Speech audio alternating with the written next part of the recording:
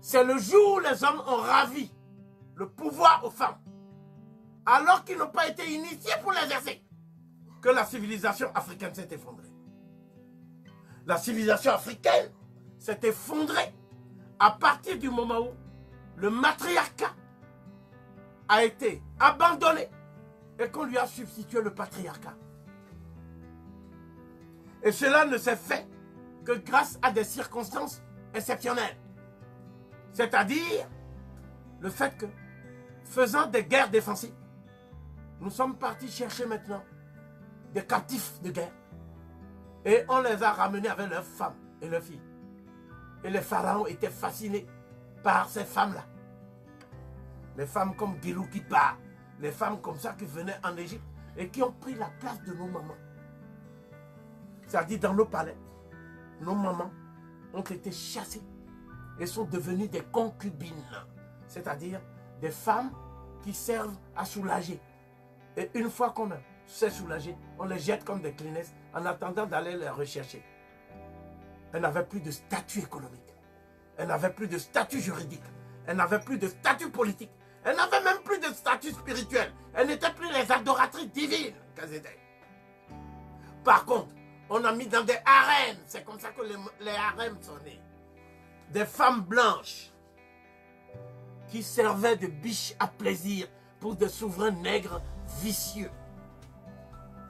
Voilà ma position.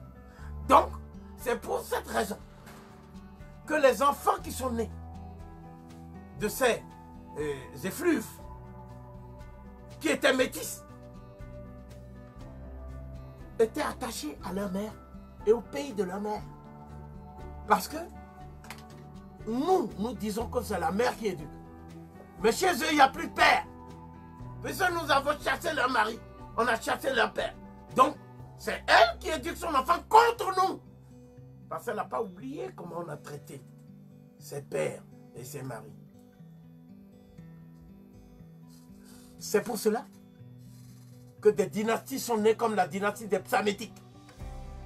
C'était des étrangers en fait, qui n'avaient aucun sens du matriotisme, qui n'avaient aucun sens de la souveraineté, qui n'avaient aucune attache, il faut bien le dire, avec la terre d'Afrique.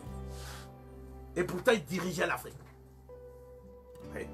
C'est ça qui s'est passé. Et c'est une des causes de la régression de la civilisation pharaonique.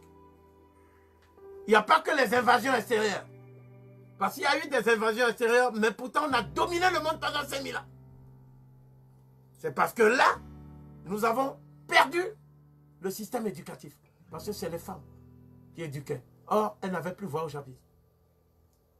Nous pouvons donc suivre, depuis l'Égypte antique et la Nubie, la régression des civilisations africaines jusqu'à la traite arabe.